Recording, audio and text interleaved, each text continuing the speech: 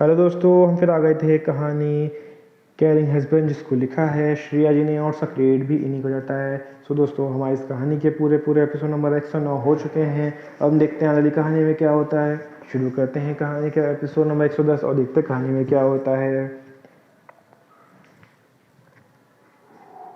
कबीर श्रेया से बोला, वाइफी एक बार नीचे तो देखो, एक बार देखो। ये सुनकर श्रेया अपना छोटा सा सिर बार बार नाम हिलाते हुए बोली, नहीं हब्बी, मुझे डर लग रहा है। ये सुनकर कबीर फिर अपने बहुत ही स्वीट वॉइस में बोला, वाइफी मैंने तुम्हें अभी पकड़ा हो रखा है, तुम्हें कुछ नहीं होगा, एक बार तो देखो, बिल्कुल भी डर नहीं लगेगा। कबीर की इतनी स्वीट वॉइस सुनकर श्रेया फिर कबीर को मना नहीं कर सकी। फिर उसने बहुत हिम्मत जुटा के नीचे देखा तो उसने पाया कि वो आसमान में उड़ रही है, उसके पैर हवा में हैं। वो अभी भी डरी हुई थी, पर उसे डर नहीं लग रहा था, बल्कि अच्छा लग रहा था। उसे ऐसा लग रहा था जैसे वो सच में आसमान में उड़ रही है। उसका हमेशा से सपना था कि वो भी उन पक्षियों की तरह उड़ सके। वो जब भी पंछियों को उड़ते हुए देखती थी तो उसे उनसे बहुत जलन होती थी कि उसके पास भी उनकी तरह पंख क्यों नहीं हैं। अगर उसके पास पंख होते तो वो भी बिना किसी परेशानी के उड़ सकती थी। पर जैसे आज उसका ये सपना पूरा हो गया हो, वो बहुत खुश हो गई। उसके चेहरे बहुत बड़ी मुस्कान आ गई और उसे अब डर भी नहीं लग रहा था। फिर वो कबीर की तरफ देखते हुए चहकते हुए बोली, हब्बी देखो, मैं उड़ रही हूँ। वाह हब्बी, कितना मज़ा आ रहा था। वहीं श्रेया को इतना खुश देखकर कबीर को भी अच्छा लग रहा था। श्रेया बस चिल्लाए जा रही थी, उसे बहुत मज़ा आ रहा था। कोई उसे देखकर नहीं कह सकता था कि वही लड़की है जो थोड़ी देर पहले बुरी तरह से डरी हुई थी। उसे देख के ऐसा लग रहा था कि स्काई ड्राइविंग करना उसका रोज़ का काम है। वहीं कबीर भी श्रेया के मुस्कुराते चेहरे को देख रहा था। फिर थोड़ी देर बाद कबीर देखता है कि वो लोग अब वो फिर थोड़ी देर बाद जब कबीर देखता है वो लोग अब बहुत नीचे आ गए हैं, तो उसने शक और अपना पैराशूट खोल दिया, जिससे थोड़ी देर बाद वो लोग लैंड हो जाते। लैंड होने के बाद श्रेया बहुत खुश थी, उसे अब ऊंचाइयों से उतना डर नहीं लगता था। लैंड होने के बाद कबीर फिर श्रेया को रेस्टोरेंट में खाना खिलाने ले गया। वहाँ पहुँच कर उसने सारा श्रेया की फेवरेट का डिशेज ऑर्डर की। ये देखकर श्रेया और खुश हो गई, क्योंकि कबीर उसे बहुत ही कम बाहर का खाना खाने देता था और आज तो कबीर खुद उसे बाहर का खाना खिलाने लेकर आया था और ऊपर से फेवरेट खाना भी ऑर्डर किया था।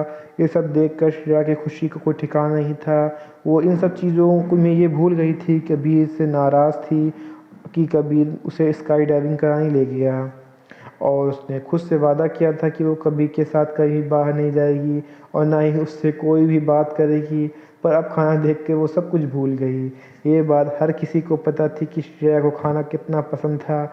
अगर वो कुछ खाने की चीज़ ले ले तो सब कुछ भूल जाती थी, और अगर वो उसका फेवरेट हुआ तो मतलब उसके सामने कुछ भी दिखाई दे नहीं देता। यही इस समय हुआ। खाने देख के वो सब कुछ भूल गई कि वो कबीर से गुस्सा थी। कबीर को ये बात पता थी, इसलिए वो श्रेया को बाहर खाने के लिए ले गया था और उसने वहाँ श्रेया की फेवरेट डिश इसलिए ऑर्डर की थी। श्रेया बड़े मज़े से ही कबीर की गोद में बैठ के उसके हाथ से खाना खा रही थी। कबीर जब भी श्रेया के साथ खाना खाता था तो उसे अपने हाथों से ही खिलाता था, और अब तो श्रेया को इसकी आदत हो गई थी। इसलिए वो लोग जैसे ही अंदर गए, श्रेया कबीर के बिना कुछ बोले ही उसे गोदी में बैठ गई।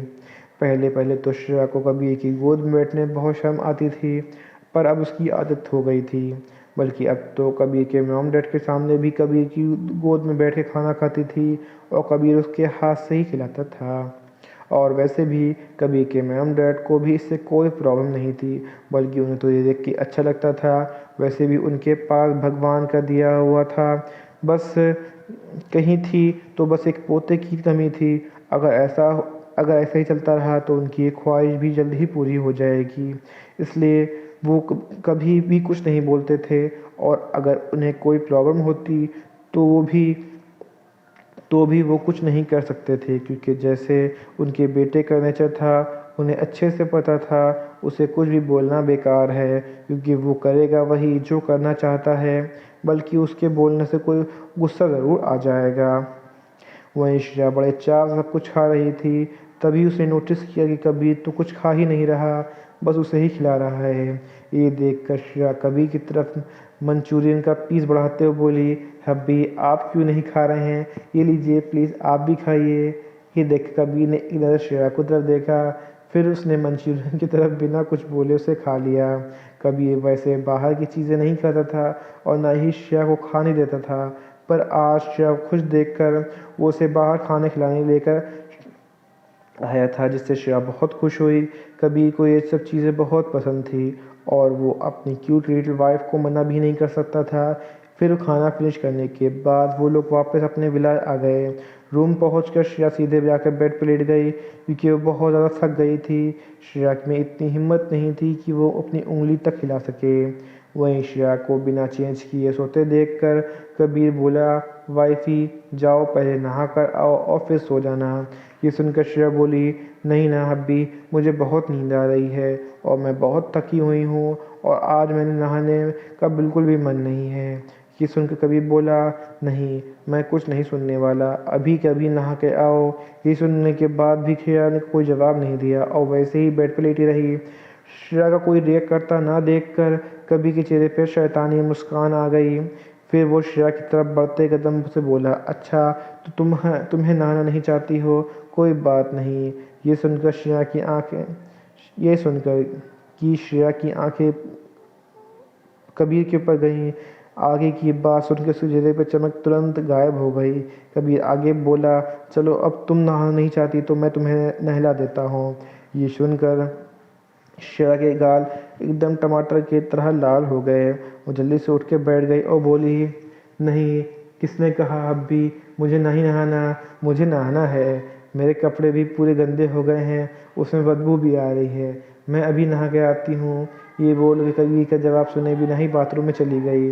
वहीं श्रेया को इस तरह भागता देख कबीर भी दूसरे बाथरूम में फ्रेश होने चला गया। वहीं थोड़ी देर बाद श्रेया चेंज करके आई। उसने देखा कबीर ने पहले ही फ्रेश हो चुका था, क्योंकि उसने इस समय अपने कंफर्टेबल कपड़े पहन रखे थे। वहीं श्रेया ने इस समय मिक्की माउस कार्टून प्रिंट वाली नाइट सूट पहन रखी थी, जिससे बहुत क्यूट लग रही थी। फिर जल्दी से बेड के पास गए और कबीर को गले लगा कर सो गई, क्योंकि वो सच में बहुत थक गई थी। और कबीर भी श्रेया को कस के अपनी बाहों में भर के सो गया। यहीं पे कहानी का एपिसोड नंबर आपका 110 कंप्लीट होता है। सो दोस्तों आपको एपिसोड नंबर 110 कैसा लगा हमें कमेंट करके ज़रूर बताइएगा। कहानी का कोई ऐसा अंश ऐसा भाग जो कि समझ में ना आया हो, आपको और पता लगा हो, तो भी हमें कमेंट करके ज़रूर बताइएगा। कहानी अच्छी लगी तो उसको लाइक कीजिएगा, शेयर कीजिएगा, चैनल को सब्सक्राइब करिएगा, ताकि आपको हमारे आने वाली अगली वीडियो तक आसानी से पहुँच सके। सो दोस्तों हम फिर मिलेंगे एक नए वीडियो के साथ, एक नए एपिसोड के साथ। तब तक के लिए मुझे इजाज़त दीजिए। धन्यवाद दोस्तों।